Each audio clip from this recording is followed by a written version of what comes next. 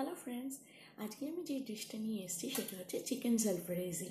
তো দেখে নিই চিকেন জালফারেজি কেমনভাবে বানাতে হবে। আসুন দেখি। তো জালফারেজি চিকেন তৈরি করবার জন্য আপনার চাই চিকেন, টমেটো, বেল পেপার আর পেঁয়াজ কুচি আর আদা বাটা, রসুন কুচি। আমি প্যানে একটু তেল দিলাম।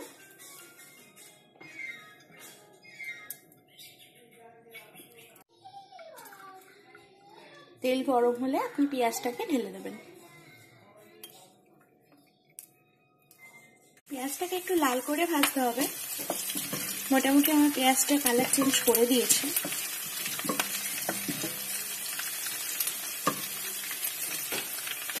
এরপর আপনাকে আদা আর রসুনের পেস্টটা ঢেলে দিতে হবে। আপনি এখানে পেস্ট ইউজ করছি, আপনি চাইলে এটাকে ক্রাশ করে ইউজ করতে পারেন। ভালোভাবে এটাকে মেশাতে হবে।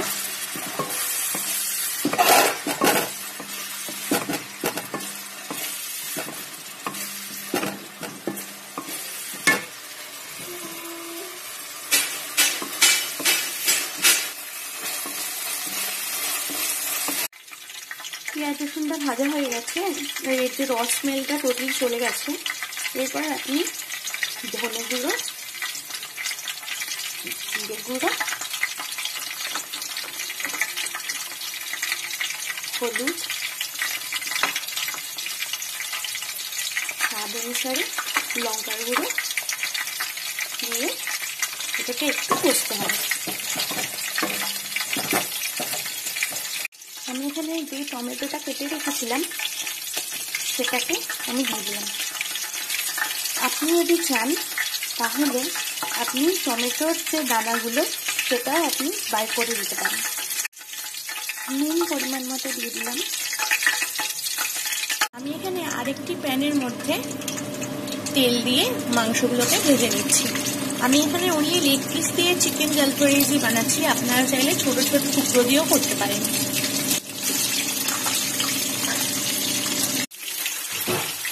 জালফারেজি চিকেনের একটা বিশেষত্ব হলো এর মধ্যে সর্ষের পেস্ট দিতে হবে। সর্ষে পেস্ট করে বেশি না, 1-2 চামচের মতো আপনাকে পেস্ট দিতে হবে। আমার মশলা মোটামুটি ভাজা হয়ে গেছে, দেখুন তেলও বেরিয়ে এসছে। এখন আমি আমার ভাজা চিকেনগুলোকে এর মধ্যে দিয়ে দেবো।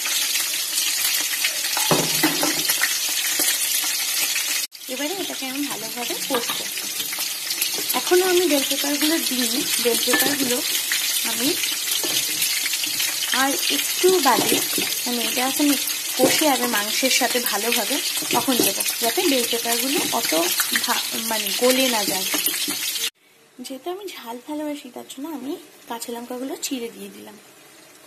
আমি একটা স্টার অ্যানাইস দিয়ে দিলাম। আপনার কাছে যদি না থাকে আপনি নাও দিতে পারেন। এবারে আমি বেল পেপারগুলো সব দিয়ে দিলাম। দেওয়ার পর ভালোভাবে স্টার করতে হবে।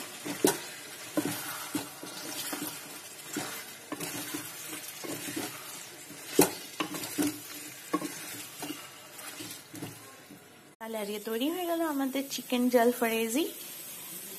এটাতে আপনি একটুখানি কোরিয়েন্ডার আর পেপারকর্ন দিয়ে আপনি গার্নিশ করে আপনি সার্ভ করুন ভাত, রুটি, রাইস, ফ্রাইড রাইস, পরোটা, এনিথিংয়ের সাথে এটা খুবই ভালো লাগবে। তো বাড়িতে অবশ্যই এটা বানাবেন আর কমেন্টস করবেন কেমন লাগলো।